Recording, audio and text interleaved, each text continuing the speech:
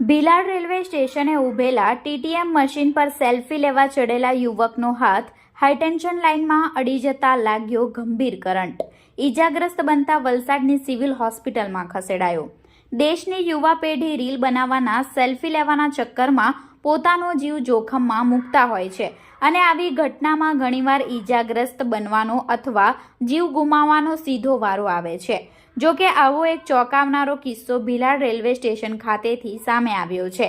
જે ઘટનામાં ભીલાડની એક ખાનગી કંપનીમાં કામ કરતા બે મિત્રો આજરોજ રજા હોવાના કારણે રેલવે સ્ટેશન ખાતે ફરવા માટે ગયા હતા અને તે દરમિયાન રેલવે સ્ટેશન પર પાર્ક કરેલ ટીટીએમ મશીન પર બેસી ફોટા પડાવ્યા હતા. પરંતુ ફોટો પડાવતા સમયે બે મિત્રોમાંથી 25 વર્ષીય ભરત રાધેસિંહ ટીટીએમ મશીનમાં ઉપર ચડી ગયો હતો અને સેલ્ફી લેવાનો પ્રયાસ કર્યો હતો.